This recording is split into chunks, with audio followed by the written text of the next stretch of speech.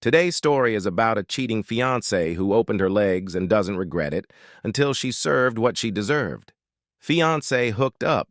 At her friend's wedding, I called off the engagement and exposed her truth to everyone.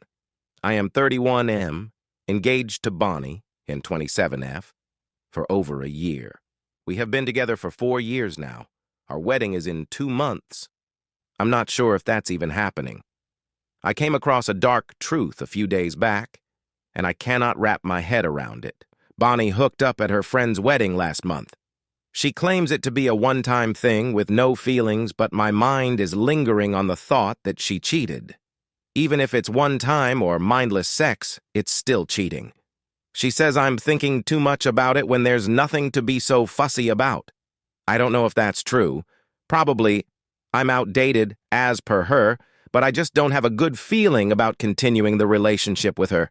I confronted her, and she says it's too trivial a reason to be screwing up our stable relationship.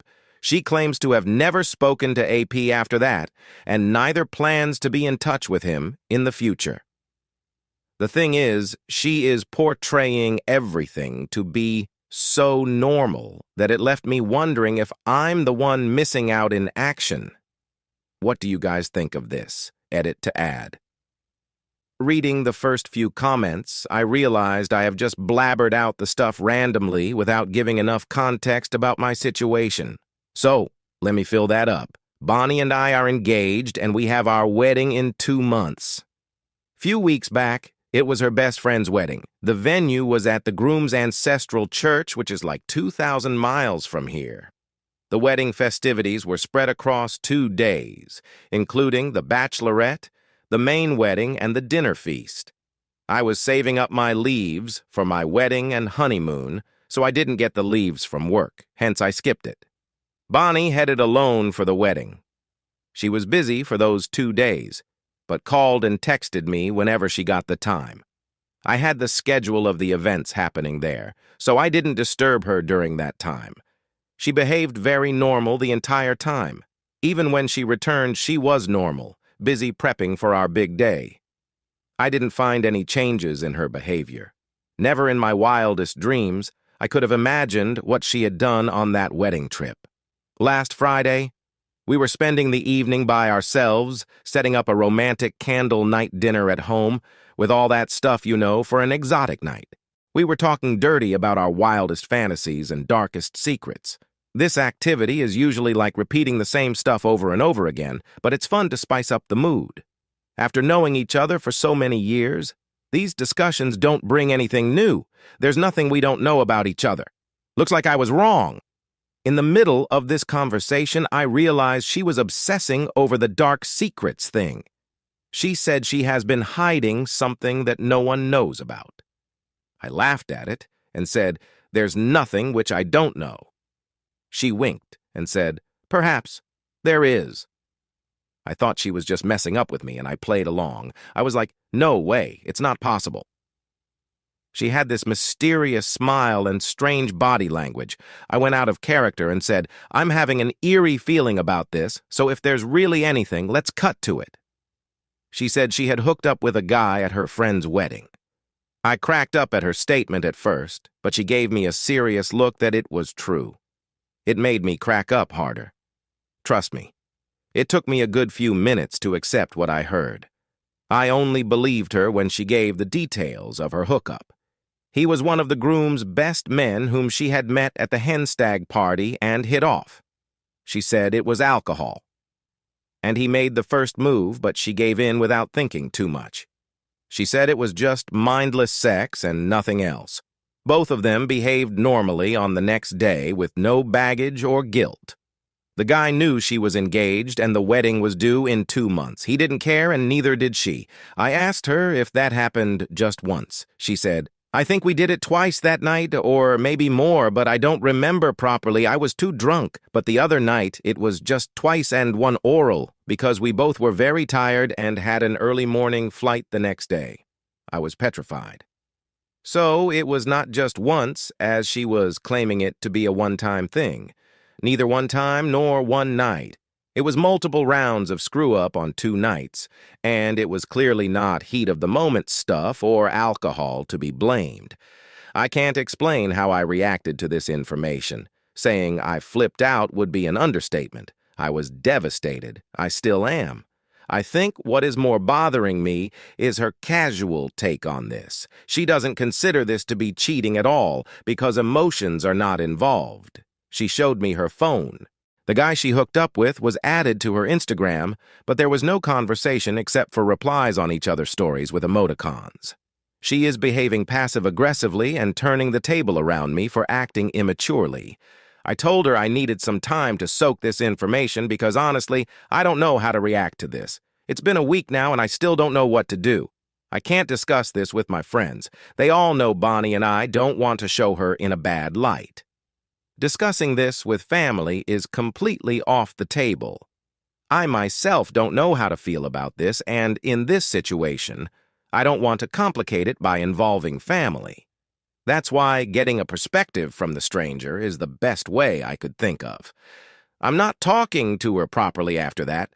She has been telling me to move on from this because it's trivial and doesn't matter at all. She said she had almost forgotten about it, and so should I. But I'm unable to move on. I mean, how could she let someone else inside her? I believe in a monogamous relationship, and we have been into that since the beginning. I don't know what has happened to her that she suddenly thinks hookups are a cool thing to do. Moving to first update. Thanks for the overwhelming response. It cleared my foggy head to quite an extent. Honestly, I was weak and scared of taking a tough call. I hated to know that she had cheated, but I was scared to be left alone. Moreover, I was scared of facing the consequences of my breakup. A lot has gone into the wedding preparations. The invitations are out. Friends and family are looking forward to it. And in the middle of this, if I break up, how would I face everyone's questions? I was with this woman for 4 long years. How would I even survive without her? These were the questions haunting me and stopping me from making a decision. But after a lot of inner battles, I mustered the courage to honor my feelings. 2 weeks had gone since then, but my heart refused to let it slide. I was still lingering on the thought that she had betrayed me, and I understood I could not live peacefully with her with that feeling. I told her I could not continue with the relationship. She didn't take it that seriously and suggested we go for a trip or take a couple therapy to get over it. I said I'll take them but alone because I just cannot come to terms of living with a cheater, especially when she's not at all remorseful of her actions. She reminded me that the invitations are out and I'm screwing up our beautiful life together. The discussion went on for 2 to 3 days with spells of cries, blame games, name-callings, apologies, promises, and whatnot. But in the end, we called it quits. It was actually not we, it was I who stood grounded at my decision to break up, and she couldn't convince me otherwise. In the end, she said, "Okay, then you answer everyone with the reason for our breakup?" I agreed. She barged out of the house. That same day, I shot out a wedding cancellation email to everyone whom I had sent the wedding invitation. It went from our joint email ID. I was expecting my phone to blow up after that, so I switched it off, packed my stuff, and checked into a motel for a few days. After settling down, when I switched on the phone, it got flooded with numerous calls and texts from family and friends. I was listening to the voicemails first and realized that Bonnie was out there playing victim. She had been crying on everyone's shoulders that I called off the wedding without giving her the reason and also moved out of the house. Her family was literally pledging to hunt me down because they would be embarrassed in their community if Bonnie was dumped before her wedding. I called up Bonnie and asked her what she was telling everyone. She said, "I told you to deal with everyone and you agreed. Now deal." I lost my mind and yelled at her, "I have been civil until now by hiding your truth. If you want me to deal with your shit, I'll handle it my way," and hung up. In that moment of rage, I couldn't think of anything else but this. I drafted a detailed email about Bonnie's thrilling hookup. the way she had described it, along with the guy's social media handle, and sent it to everyone. This time I didn't switch off my phone, but saw it getting blown up, especially by Bonnie. She called me names like simp or wimp, coward and spineless. All fine by me. If this is not narcissism, then nothing is. I don't know if I did the right thing of exposing her publicly, but in the moment of anger, I didn't think of right and wrong. She was constantly gaslighting the situation, and I couldn't take it anymore. If I'm wrong, I'm sure I'll face the consequences, and I'm ready for that. I didn't respond to anyone's call that day. The next morning, I received a very polite voicemail from Bonnie's father asking for a callback. I called him back. He asked me for the details, and I told him exactly the same thing I mentioned here, first post. He just, "Okay, sorry for troubling you," and hung up. The next, I went to my parents who had been left anxious for the last 2 days and told them everything. They are supportive and proud of my decision to break up. Eventually, I took calls from friends and other family members who lent their emotional support. Bonnie's best friend also called me, the one in whose wedding this screw-up happened. She said she was sorry that her wedding led to my destruction. She said she had no clue about it, but her husband knew. His best man had told him about the hookup that very day. The shocking part was Bonnie claimed that we were very open to this casual sex and that I wouldn't mind this. He also claimed that it wasn't one-sided from him. Bonnie was equally interested, and even on the second night, she was the one who insisted the groomsmen leave the party early, and everyone had noticed it. Apparently, the witch couldn't keep her legs crossed and desperately opened it for him.